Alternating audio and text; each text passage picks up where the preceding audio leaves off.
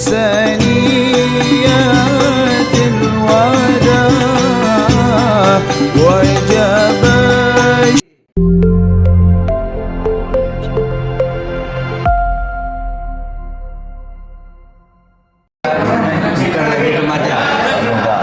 Sayangnya di awalnya Aceh Jaya itu ketika berumur 2 tahun masih merangkak diterpa tsunami, ditenggelamkan tsunami. Jadi titik nol Aceh Jaya sesungguhnya bukan 2002, tapi 2005 ke atas. Tapi sayangnya saya melihat Aceh Jaya walaupun dekat dengan Kabupaten Induk, Aceh Barat dan dekat dengan ibu kota provinsi, namun perkembangan kemajuannya dari segala sektor dan terutama khususan dari segi sektor pertumbuhan ekonominya itu masih sangat memprihatinkan.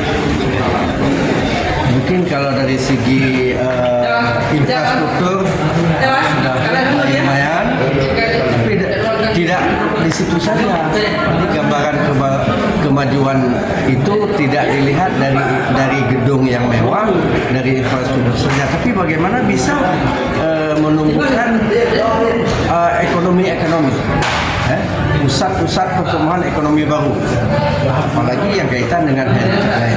Jika tidak, Aceh Jaya berdiri, rakyatnya tidak mandiri ya, dari segi ekonomi. Karena itu ke depan perlu tokoh kepemimpinan yang pandai, kepemimpinan yang memiliki visioner, bukan kepemimpinan yang hanya pandai mentaati APBK.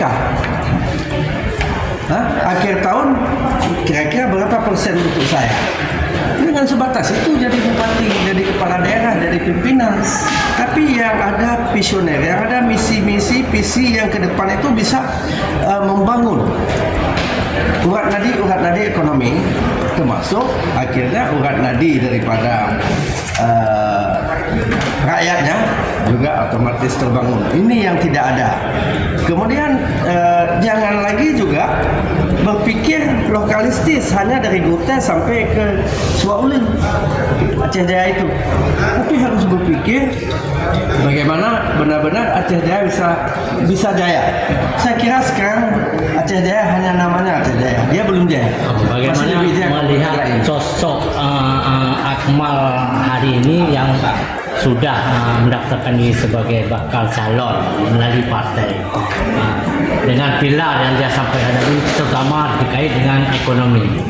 Apa pandangan? Jadi setelah infrastruktur ada, ya, bangunan fisik lainnya sudah ada, memang sudah memerlukan seorang ekonom untuk menata wilayah itu agar betul-betul berkembang. Nonsen jika rakyat pendapatannya masih itu juga, perkembangannya masih begitu juga, itu tidak sejahtera. Yang sejahtera bupatinya nanti, rakyatnya nggak pernah sejahtera.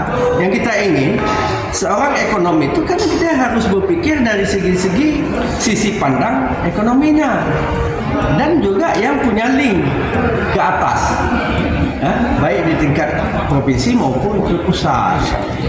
Jangan lagi sebatas. Satu lagi, apa harapan Pak Adnan sendiri terkait terhadap sosok Akmal Hasan hari ini?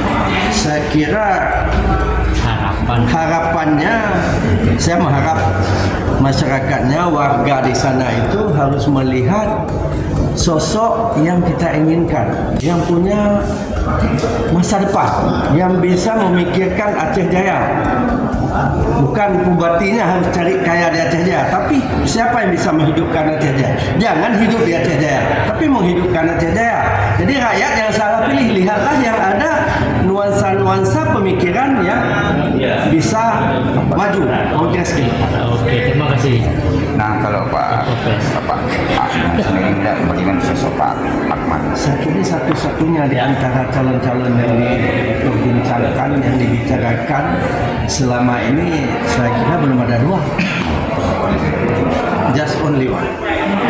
Pak Ahmad memang inilah. Karena ini yang saya katakan tadi, untuk meningkatkan kesejahteraan, bangun sektor-sektor ekonomi, bangkitkan gelora-gelora ekonomi.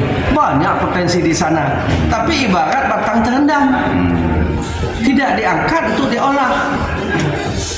Jangan lagi bawa kayu lodging ke sini, tapi bawa produknya. Tersebutlah produk Aceh Jaya. Saya kira begitu. Nah, apa yang dilakukan sama untuk Aceh Jaya itu sendiri khususnya? Ya, dia belum melakukan apa-apa. Ya.